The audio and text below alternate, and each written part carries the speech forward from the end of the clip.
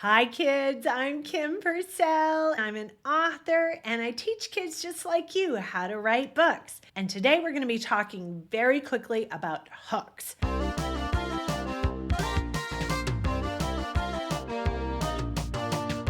You want to make the reader wonder at the beginning of every chapter. I'm going to give you examples of how to hook the reader from the books you love and also from some of my students' writing. I'm just going to read the first line and you'll see. Did it make you wonder? Did it pull you in? Are you like, oh yeah, I need to find out what happens now? Let's look at some kids' books. Locker 37 by Aaron Starmer. Before the first day of fourth grade, Carson Cooper thought Hopewell Elementary was exactly like any other school. So what are we wondering there? We are wondering, why is it not like any other school? Now, let's look at Hatchet by Gary Paulson. Brian Robson stared out the window of the small plane at the endless green northern wilderness below. If you've read the back of the book, you know that plane is going to go down. So we're waiting. The Genius Files. Mission Unstoppable. There were 10 items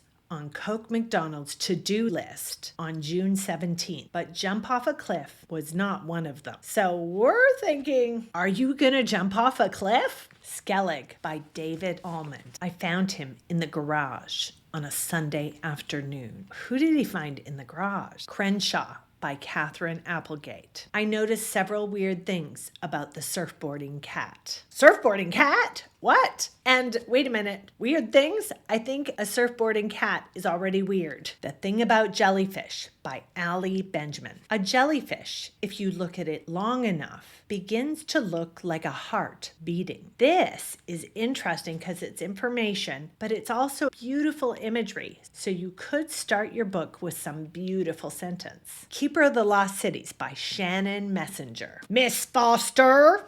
Mr. Sweeney's nasal voice cut through Sophie's blaring music as he yanked her earbuds out by the cords. You can pull in the reader through some kind of shocking dialogue. We also have the sense of touch. Sense of touch is a really great way to pull in the reader because we physically feel like we're there. Alan Gratz's Refugee. Crack, bang.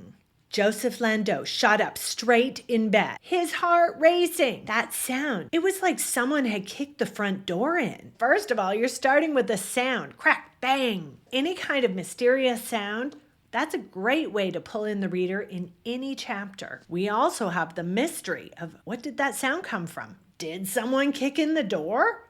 Yes. They did. Now I'm going to give you some lines from a few of my students. Ava, Maya, and Hazel were walking to a sleepover when they saw a cat stuck in a tree. We're worried about the cat. We want to find out, do they get the cat down? You know that thing where you have a fight with someone and a few minutes later, you're all good? Instantly, we're curious. Well, what was the fight about?